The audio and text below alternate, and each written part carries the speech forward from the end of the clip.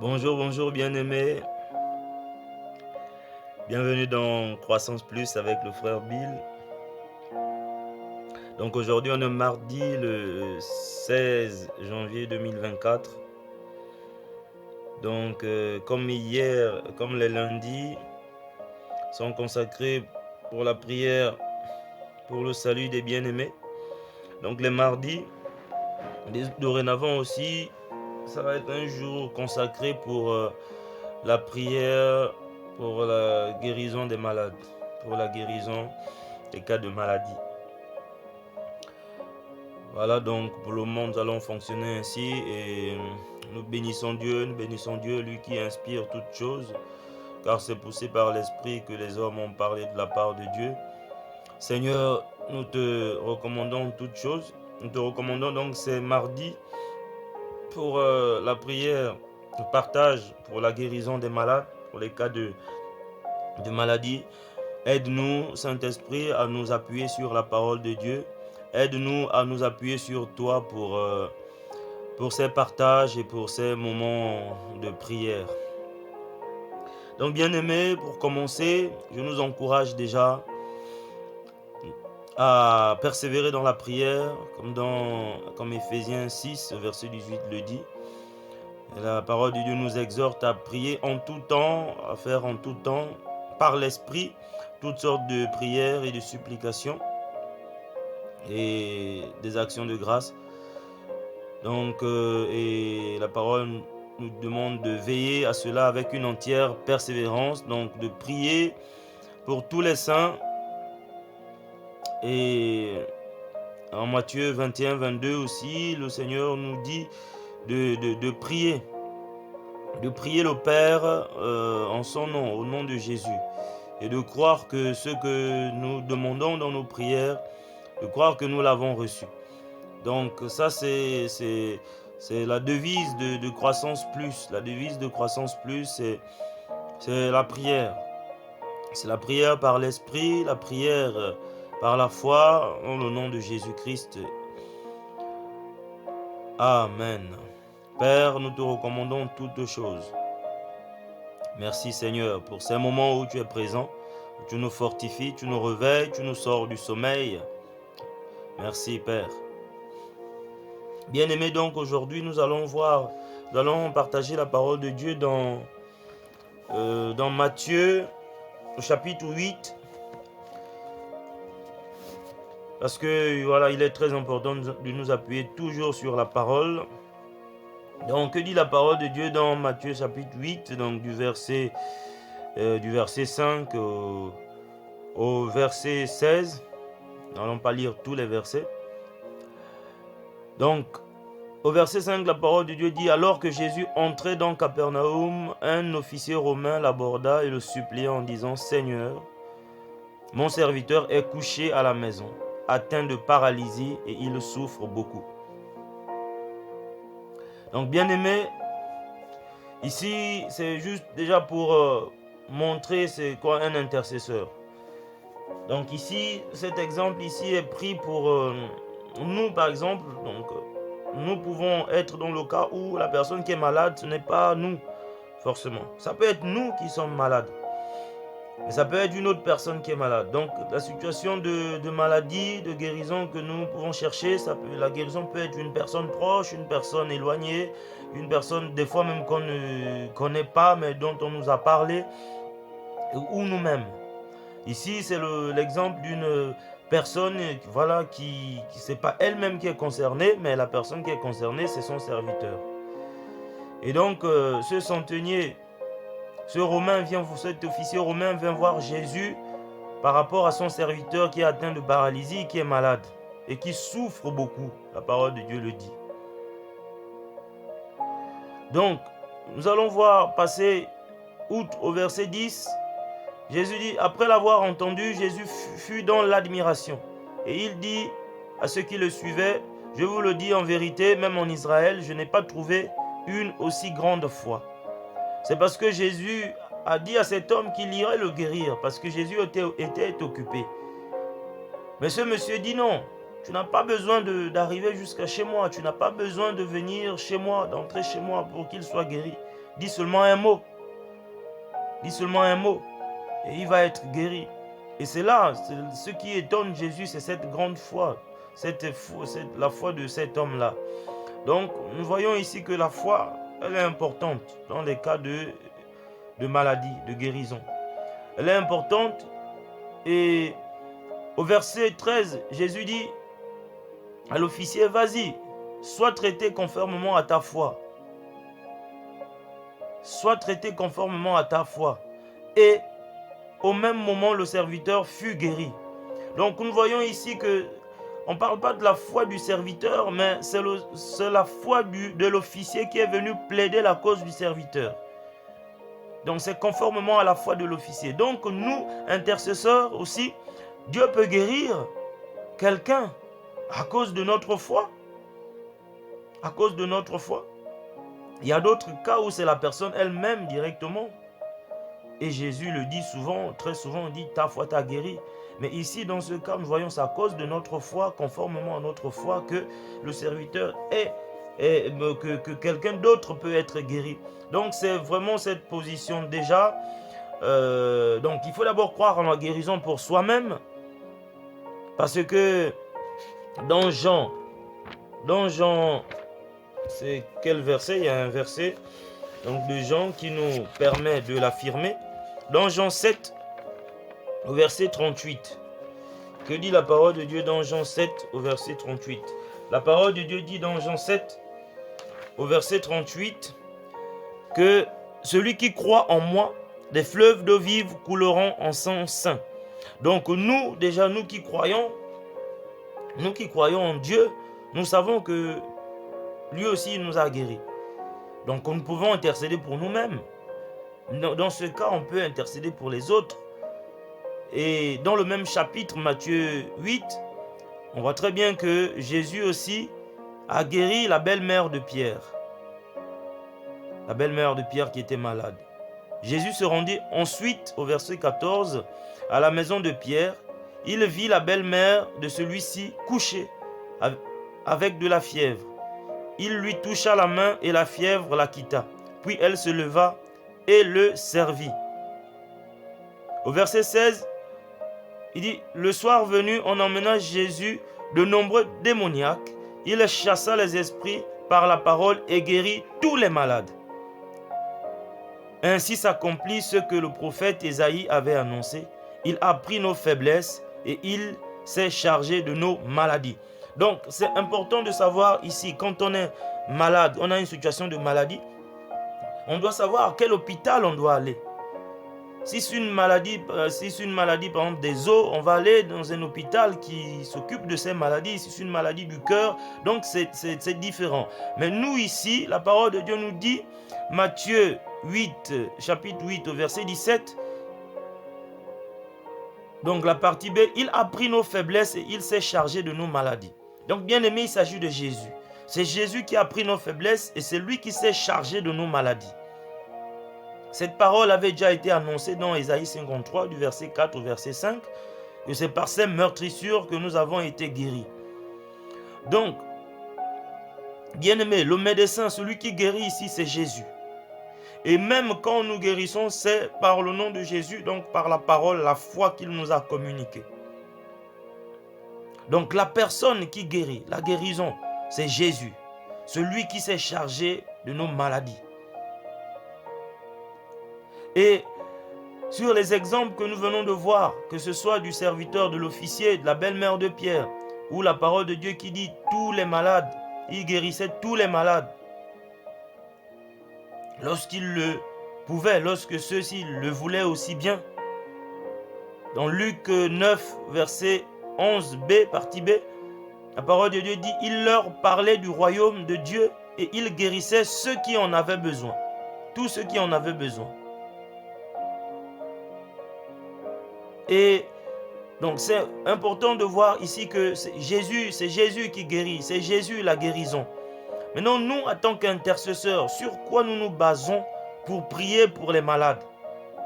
C'est parce que Jésus a dit lui-même que nous pouvons faire ce qu'il a fait. Donc en Jean 14, verset 12, il dit qu'on peut faire les œuvres qu'il a faites, nous on peut le faire. Ça veut dire que si lui il a guéri des malades, nous aussi on peut guérir les malades.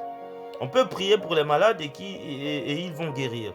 Et il n'y a pas seulement que ce verset, il y a un autre, Luc 17, verset 14, la parole de Dieu dit, Jésus leur dit, allez.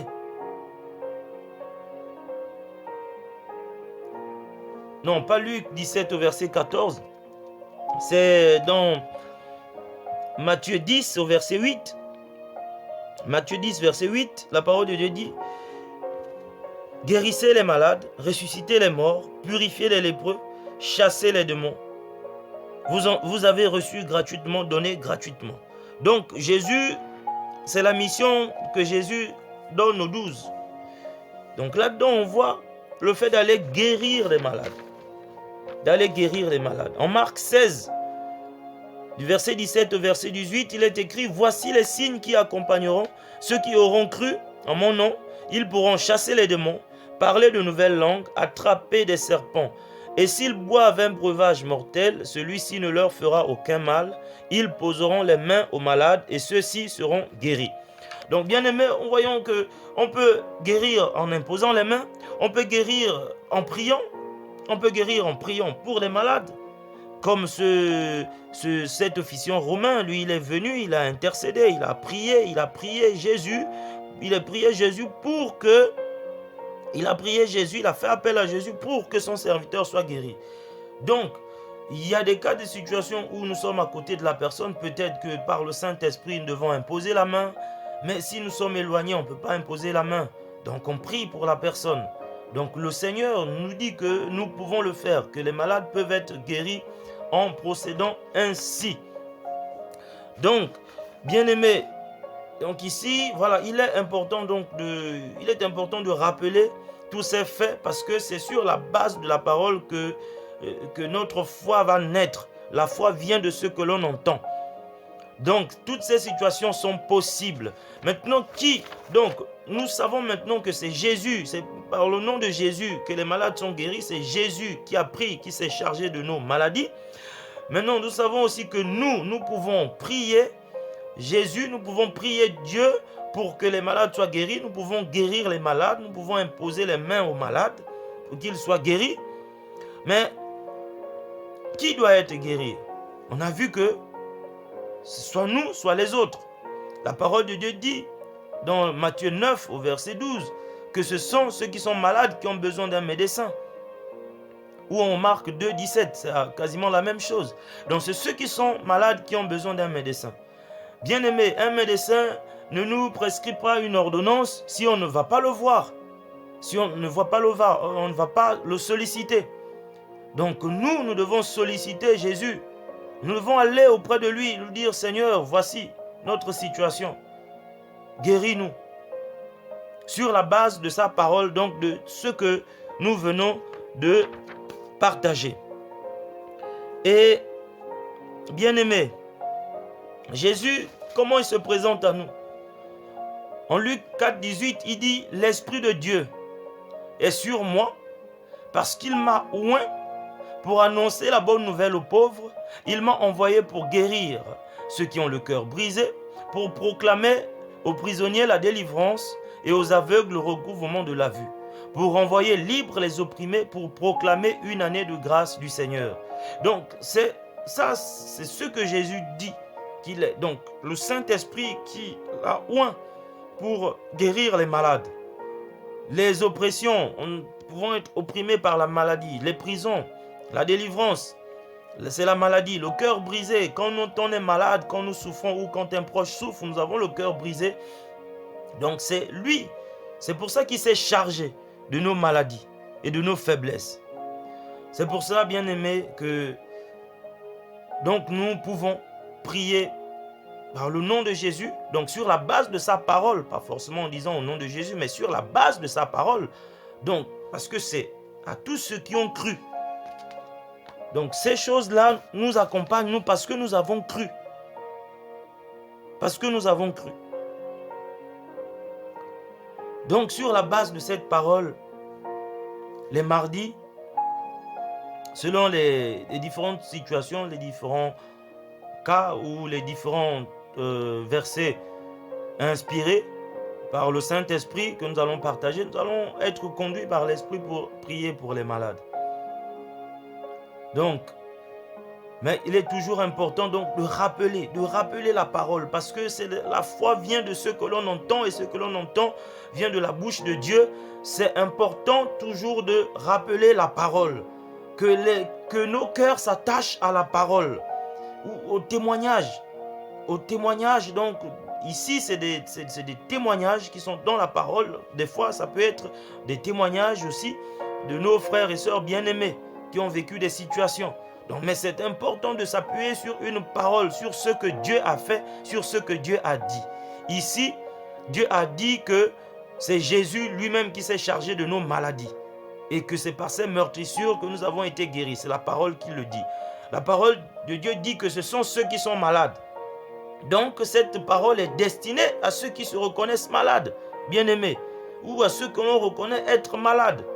Et la parole aussi est adressée à ceux qui peuvent intercéder, comme cet officier romain, ceux qui peuvent se positionner pour plaider la cause du malade. C'est sur cette base que nous allons prier pour la guérison des malades. Merci Seigneur pour ta parole. Merci pour ton esprit. Merci pour ta disponibilité. Père, tu as dit qu'en ton nom, nous prierons pour les malades et les malades seront guéris. Alors ce matin, nous venons te recommander tous les cas de maladie sur la base de ta parole. Tu as dit que nous prierons pour les malades. Tu nous as envoyés comme les 12 pour guérir les malades. Comme l'officier romain, Seigneur. Nous venons devant ton trône de grâce avec l'assurance sur la base de ta parole et conduit par le Saint-Esprit, te recommander, Père, nos maladies, toute maladie opiniâtre, toute maladie héréditaire, toute maladie du sang, toute maladie des os, toute maladie du cerveau, les cancers, les tumeurs, les maladies sexuellement transmissibles, toute maladie du cœur, du foie, de l'utérus, de l'estomac, au nom de Jésus, sur la base de ta parole, nous déclarons que nos bien-aimés sont guéris, que nous sommes guéris, que tu t'es chargé de nos maladies et que c'est par tes meurtrissures que nous avons été guéris. Ô Père, une maladie qui provoque la douleur au niveau du cerveau, qui provoque des douleurs dans l'estomac, qui provoque des douleurs dans la jambe, qui provoque des douleurs dans la moindre partie de notre corps. Il est écrit que ne savez-vous pas que votre corps est le temple du Saint-Esprit? La maladie n'a pas de place dans le temple du Saint-Esprit. La maladie n'a pas de place dans le temple du Saint-Esprit. C'est pour cela, Père, nous ramenons devant ton trône de grâce.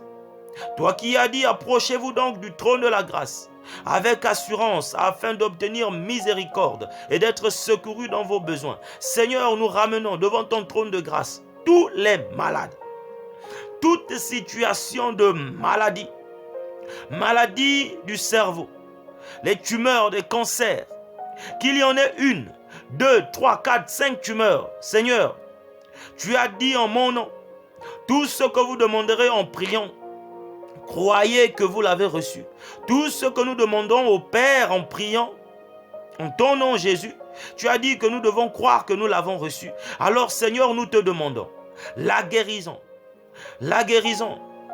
dans les CHU de France, partout où sont les enfants de Dieu, opprimés, oppressés par la maladie qui rythme les familles depuis des années, la maladie chez les enfants. Seigneur, quelle que soit la situation, nous déclarons la guérison. Nous confessons que c'est par tes meurtrissures que nos bien-aimés ont été guéris au nom de Jésus. Ô Père, nous ôtons toute forme de tumeur. Nous ôtons toute forme de semence maladive. Jésus, tu n'as jamais négocié avec la maladie. Aucun malade ne s'est présenté à toi et tu l'as renvoyé sans le guérir. Père, dans le cas des 10 lépreux, tu les as envoyés chez les sacrificateurs, chez les prêtres. C'est pendant qu'ils allaient, avant même qu'ils n'arrivent, par obéissance, avant même qu'ils n'arrivent, ils ont été guéris sur le chemin. Alors Père, qu'il en soit ainsi. Je déclare au nom de Jésus que ta parole est déclarée et que pendant que nous t'obéissons par la foi, pendant que nous prenons position, Seigneur, pour confesser la guérison dans nos vies, nous déclarons que tous ceux pour qui nous prions sont guéris. Nous déclarons que nos frères et nos sœurs, tous les cas de maladie, Père, qui traversent notre pensée actuellement, trouvent guérison maintenant, en ton nom. Tu t'es chargé de nos cancers, tu t'es chargé de nos tumeurs, tu t'es chargé de nos hépatites, tu t'es chargé des maladies des os, des maladies du foie, des maladies de l'estomac, des dépressions, des séquelles des AVC. Nous déclarons que tu as pris sur toi toutes nos souffrances et que c'est par tes meurtrissures que nous avons été guéris. Seigneur, je déclare au nom de Jésus que un dos qui était courbé, qui n'arrivait plus à se redresser, qu'il est redressé maintenant. Parce qu'en ton nom, nous le prions. Parce qu'en ton nom, nous le demandons au Père et nous croyons que nous l'avons reçu.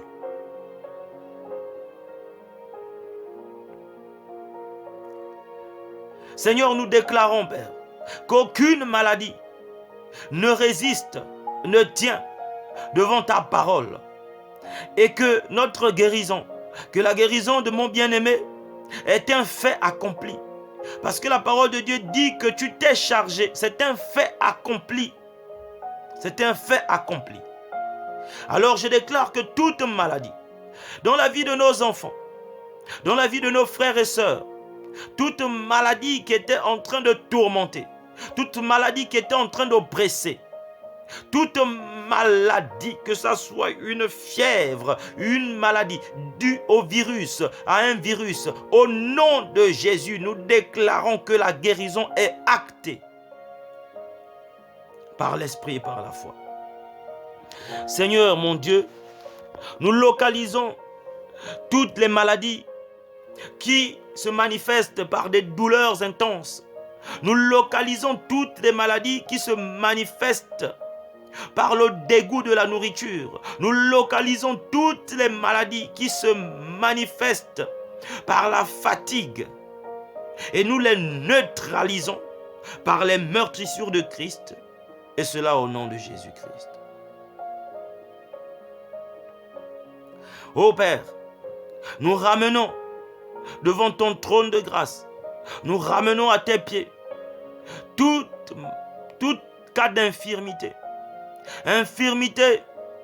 tout cas, Seigneur, de maladie du sang, de déformation de globules, au nom de Jésus. Nous ramenons, Père, devant ton trône de grâce, tout cas de maladie génétique, de maladie héréditaire. De la même façon que le gène porte une information génétique qui provoque la maladie, au nom de Jésus, toi qui as créé le gène, nous déclarons que le gène reçoit une nouvelle information qui restaure son expression, qui restaure les globules, qui restaure les globules, qui restaure le sang, qui restaure les globules, qui restaure le sang au nom de Jésus. Si les gènes, si l'ADN transportait une information d'infirmité, une information de déformation, au nom de Jésus, je déclare que l'ADN, le gène, transporte une information de restauration, de guérison maintenant au nom de Jésus. Ô Père, nous te recommandons tous les cas de dépression, maladie mentale, maladie psychologique. Ô Père, ta parole dit que Christ s'est chargé de nos souffrances, qu'il est venu rendre libres les opprimés, les prisonniers. Seigneur, je déclare que toute personne qui était prisonnière de la dépression, toute personne qui était prisonnière de la folie, toute personne qui était prisonnière du stress, du burn-out, je déclare au nom de Jésus qu'elle trouve la paix parce que tu t'es chargé de ces souffrances, de ces oppressions, au nom de Jésus. Seigneur, nous te recommandons les malades au niveau des nouveau-nés, au niveau des enfants, Seigneur. Tu as dit, laissez venir à moi les petits-enfants. Alors, Seigneur, nous les ramenons auprès de toi. Et nous déclarons que les enfants sont guéris dans leur corps, âme et esprit, et cela au nom de Jésus. Que ça soit de l'autisme, que ça soit de maladies au niveau de la parole, au niveau des yeux, au niveau des oreilles, au niveau même de la capacité à marcher, de la motricité. Je déclare que tu as pris toutes ces maladies, que tu t'es chargé d'elles, ô Jésus. Et je proclame la guérison au nom de Jésus-Christ. Seigneur, mon Dieu, mon roi, merci, toi qui nous as guéris. Merci pour la guérison dans la vie de mon frère, de ma sœur. Merci, Père, toi qui disposes nos cœurs à prier pour les malades. Et Seigneur, merci, toi qui guéris les membres de nos familles, les membres de nos foyers. Merci, Père. Seigneur, nous te rendons grâce parce que lorsque les 10 lépreux sont partis, un seul est revenu. Et nous voulons être ce matin celui-là qui est revenu pour te rendre grâce, pour te dire merci. Nous voulons être celui-là qui est revenu pour te dire que nous sommes guéris. Ô Père, reçois notre reconnaissance, reçois notre louange. Au nom de Jésus-Christ, nous avons ainsi prié. Amen. Bien-aimés, je vous souhaite une excellente journée, une excellente